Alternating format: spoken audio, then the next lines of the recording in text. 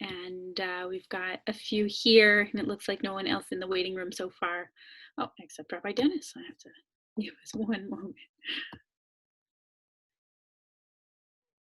We were just about to start with that. Oh, he can't hear yet. We were just about to start without you. And a couple more. All right, I will give it a couple more minutes. But I am again, once I see the Bruce Clare fully in, I will again put up the PDF of our booklet into the chat, which you should be able to download. Once we get to it, I will also share my screen. So if you're not able to download it, you'll still be able to see it, but this mode should be a little bit easier for you to also look at. So it should be in the chat again if you weren't in a few minutes ago when I first put it up. And so tonight begins the commemoration or the observance of a day called Tisha B'Av. Literally just means the 9th of the Hebrew month of Av.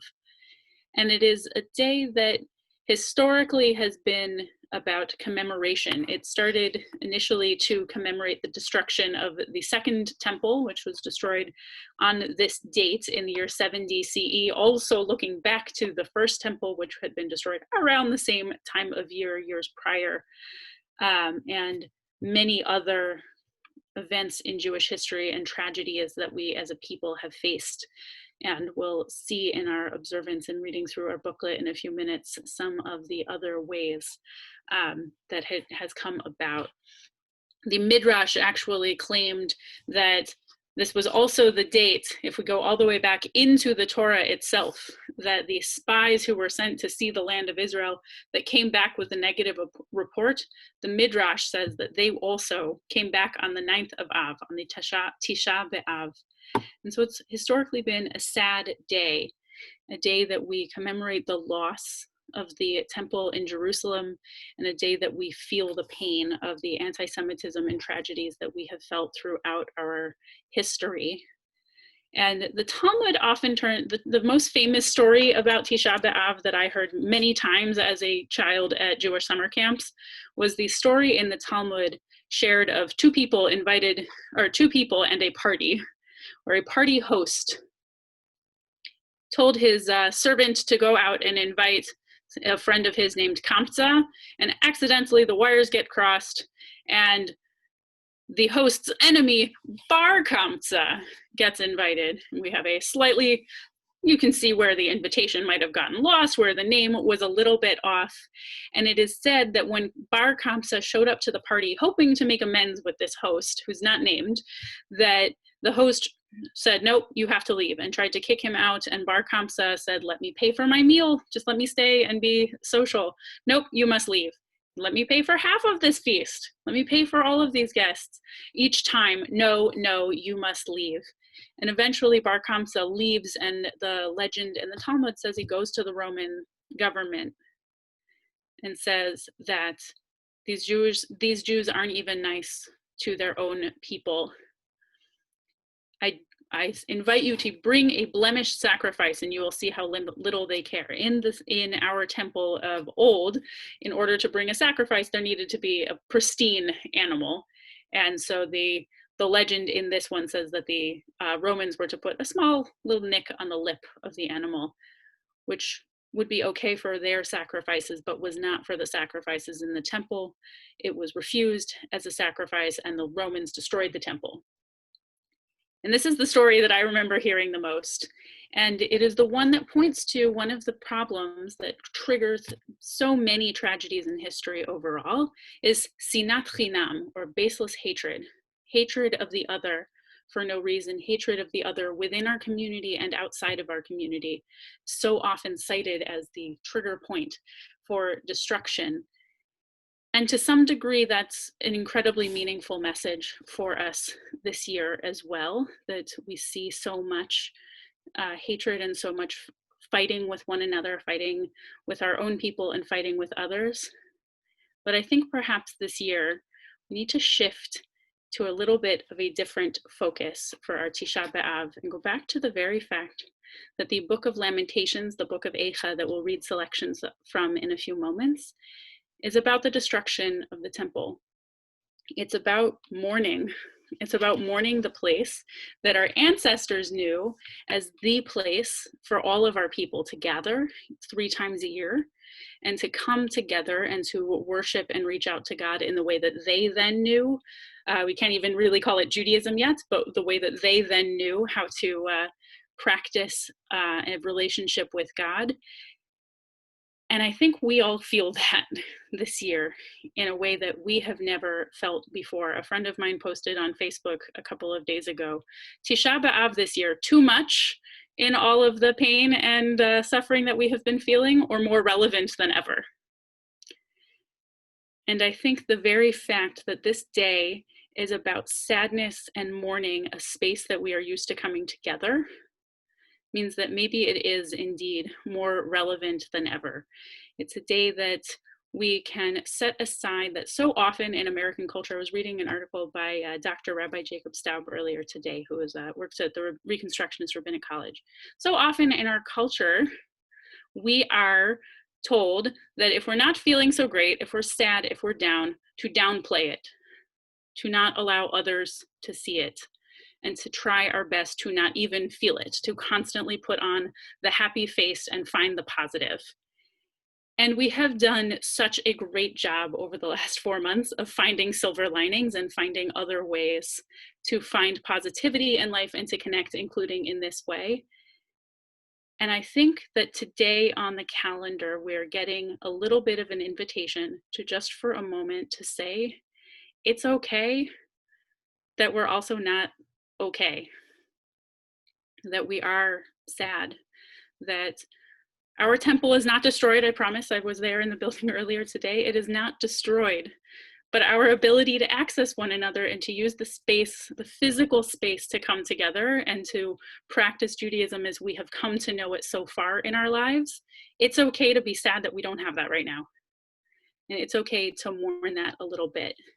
So I'm going to share our booklet, and we will use the space to commemorate the tragedies of the past.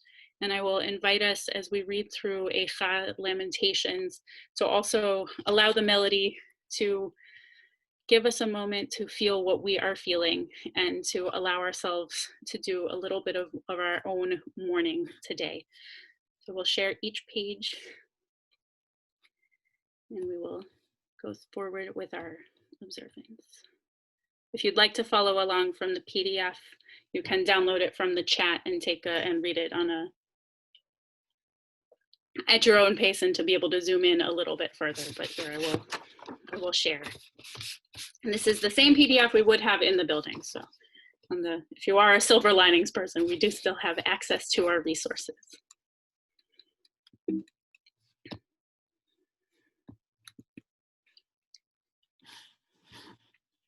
We'll start on the left. If it is meaningful for you to read along with me, you may.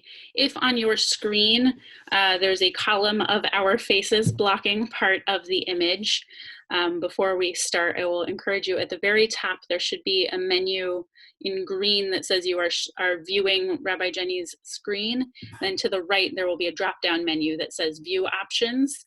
And there's a side-by-side mode option. I believe if you're on a computer, it's at the top, and if you're on the iPad, it might be at the bottom. And that's just, if your device may have defaulted to that already, or you can read in the PDF I sent.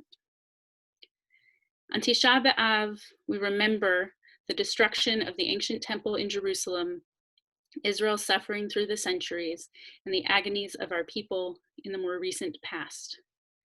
I invite you to read along even from mute. As we recall the sad legacy of pain and suffering, we pray that we may be able to transcend our bitterness and to observe Tisha B'Av, not with hate, but with hope. May our remembrance of those who endured these calamities and of those who perished during these unspeakable horrors inspire us to greater loyalty to the highest ideals of our heritage. May our remembrance make us ever vigilant in protecting and defending those of our people and of all peoples who face danger and oppression. May our remembrance and commemoration strengthen the bonds of unity among us as we reflect on that which has befallen us. May our remembrance lead us to greater devotion to the relief of all suffering and all evil in the world. As earlier generations never lost hope in the restoration of Zion, so may we be steadfast in our commitment to Zion restored and redeemed through justice and peace. And as I said this year, though, we also pray for that. We can also hope for the restoration of our own ability to come together.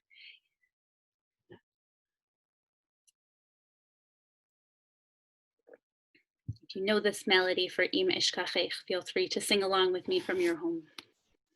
Im Eshkachech Yerushalayim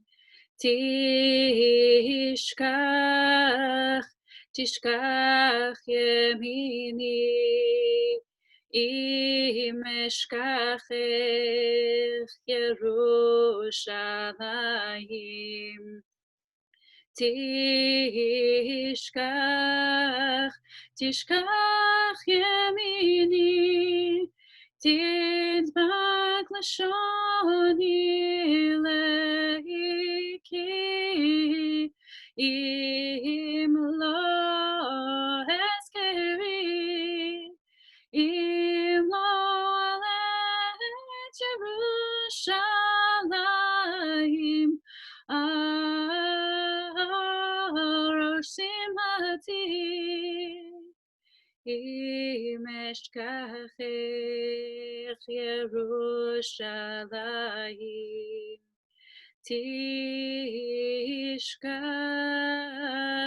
Tishkach yemini. If I forget you, O Jerusalem, let my right hand wither. Let my tongue cling to my palate. If I do not remember you, if I do not set Jerusalem above my greatest joy. I do not set longing and working toward a world of more love and a world of remembering and allowing ourselves to be a little bit in pain. I invite, if anyone would like, to take some turns in the English reading. Does anyone want to volunteer to read the Why Was Jerusalem Destroyed reading? I invite you can just come off of mute and start reading if you'd like.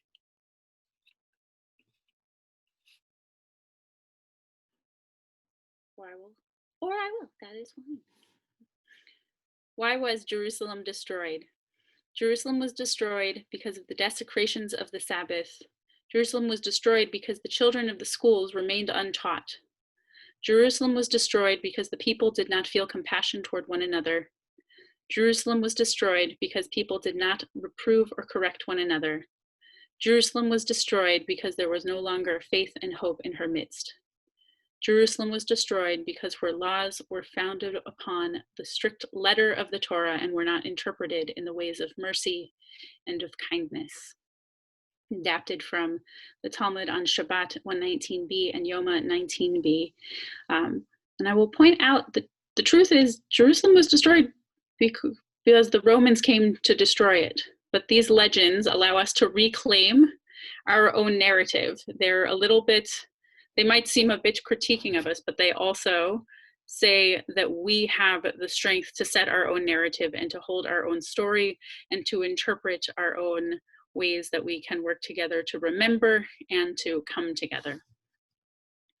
Our sages teach that in the end of time, the Holy One shall restore Jerusalem, all its glory and happiness. In the days to come, God shall turn the 9th of Av into a festive day, as it is said by the prophet Jeremiah, for I will turn this mourning into joy, and I will comfort them and make them rejoice from their sorrow. I hope that we receive that turning soon. And for now, we will look on as we see the moments in history that we remember and commemorate to this day and allow our own sadness to mingle with it together. In 586 BCE, the Babylonian armies have sacked Jerusalem, destroying the Temple of Solomon and carrying the Jewish people into exile. In 70 CE, the Roman legions under Titus have crushed the Jewish revolt, leveled Jerusalem and the Second Temple, murdered thousands of Jews in the streets, and carried off others into exile and slavery. It is 135 CE. The fortress of Beitar has fallen to the Romans, thus ending the revolt of Bar Kokhba. It is 1096. The First Crusade has brought death and destruction to the Jewish communities up and down the Rhine Valley. It is 1146. It is the time of the Second Crusade. Jewish communities in Germany and France have once again been massacred. It is 1189. The Third Crusade has led to bloody anti-Jewish rioting in cities all over England. It is 1290. Jews have been expelled from England. It is 1292. 24 cartloads of Talmudic volumes have been burned in Paris by church officials. It is 1306. The Jews have been expelled from France. It is 1480. The Inquisition has begun to reclaim the souls of Jews by burning their bodies. It is 1492. The Jews have been expelled from Spain after living there in peace for centuries. It is 1597. The Jews have been expelled from Italy. It is 1648. Chemerinsky's hordes have massacred thousands of Polish Jews. It is 1882. Government-instigated pogroms take place throughout the Jewish areas of Russia. It is 1929. Scores of Jews, women, children, and old, are slaughtered in Arab rioting Hebron, Palestine. In 1945, 1/3 of the Jewish people, millions of human beings, have been slaughtered in German death factories. And I will add, it is 2018, and a synagogue is shot in Pittsburgh, bringing deathly violent anti-Semitic violence to the United States that we had not seen for many years prior. We'll now begin readings from selections of Eicha, selections of the Scroll of Lamentations. I invite, as I'm reading through the Hebrew, you can read the descriptions and the summaries of each of the chapters, focusing either on some of the history or indeed allowing yourself the space to mourn and be a little bit sad. We're a lot bit sad of what we are mourning as a community right now, as we hope and await a day that we can return to spaces physically together, but also recognize that we can allow ourselves the space to mourn it right now.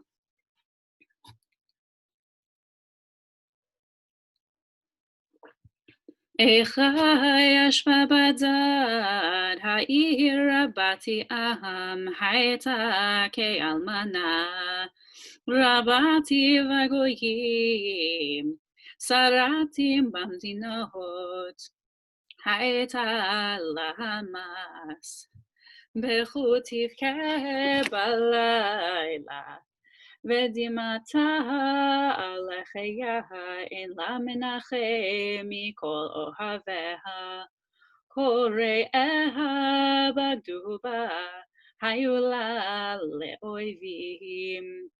גלתה יהודה מעוני ומרוב עבודה, היא ישבה בגויים, לא מצאה מנוח. The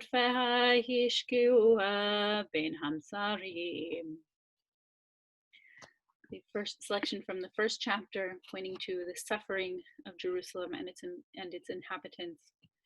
This will continue in the second chapter. Echa ya'iva po Adonai et bat Zion hishlich mishamayim eretz Tiferet Yisrael, lo zachar hadoram raglav bayom apo. Bila Adonai Elochem ahal et kol neot Yaakov, haras be'avrato. Mivtzarei bat Yehuda higia la'aretz, chilil mamlacha v'sareha. Gadaha Bochoria, Kol Keren Yisrael, Yeshiva Chod, Yemino Mipnei Oyev, ויבעט ביעקב כאש להבה אוכלה סביב.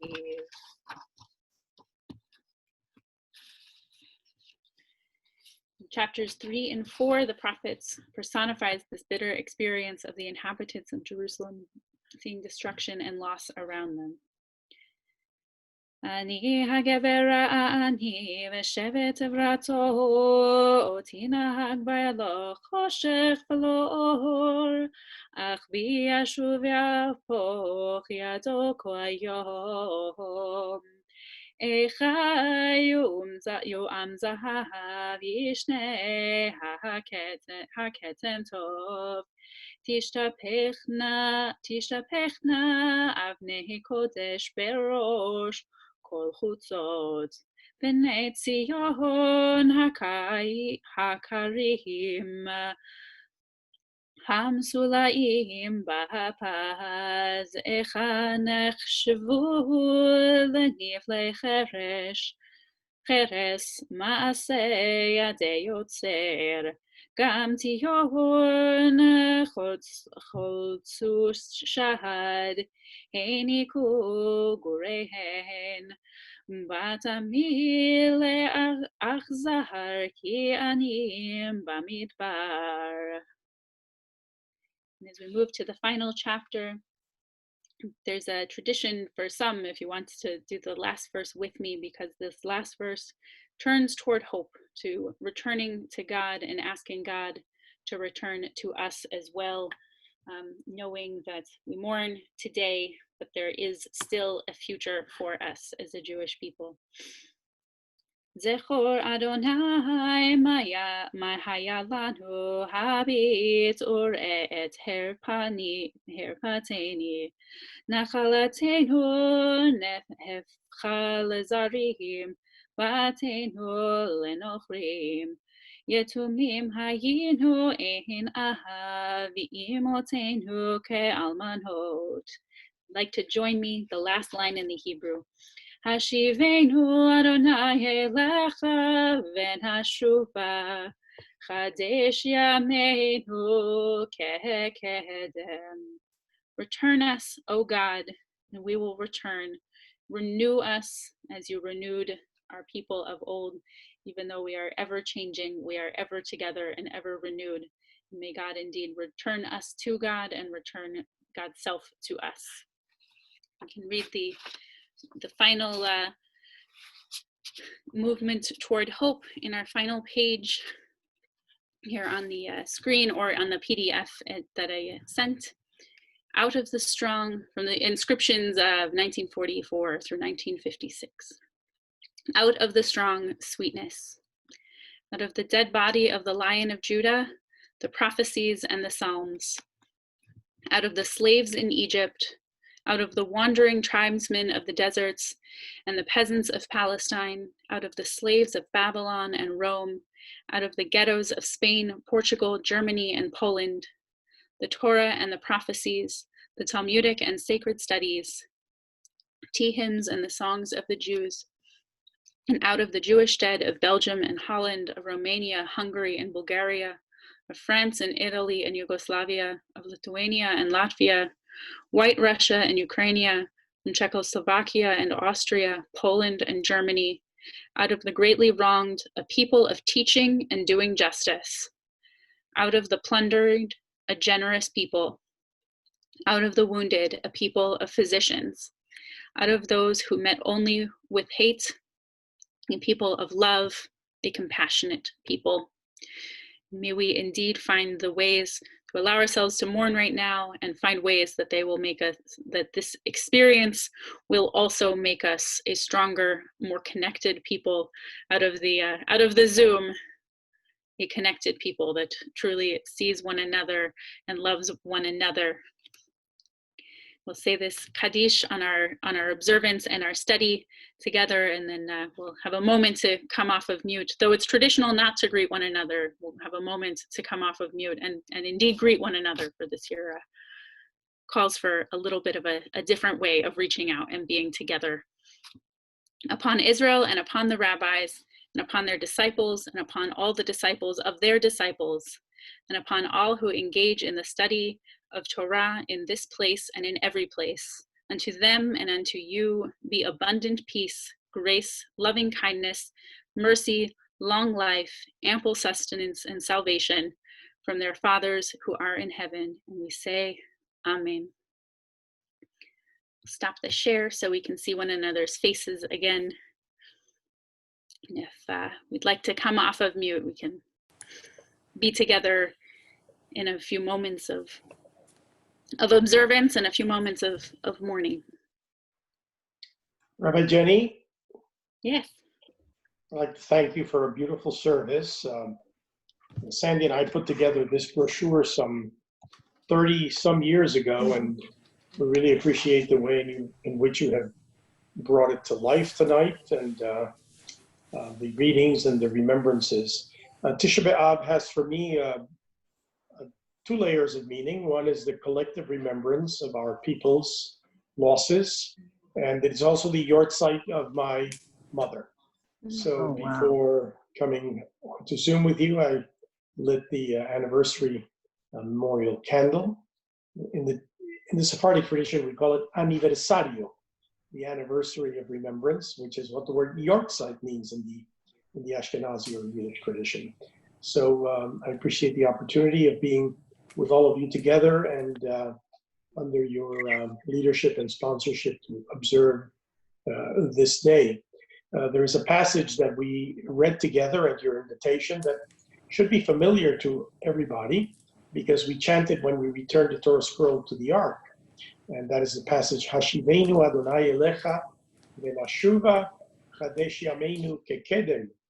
Earlier today, Rabbi Jenny and I and Cantor Melissa officiated at a Zoom conversion ceremony of a very special young woman who has lived in our community and is now moving out of town. Caitlin Downey, mentioned her name so that we can wish her well. And when asked what was her favorite passage from the liturgy, she mentioned this verse because for her it meant this renewal, this return. And there's something very interesting about that passage. Chadesh Yameinu Kekedem, renew our days as of old. The word kedem has a double meaning in Hebrew, and it's an opposite meaning. The word kedem can mean as in the past, or it can mean as in the future. The word kedem means both past and future. The Hebrew word in modern language that's based on it is kadima, and it means let us move forward.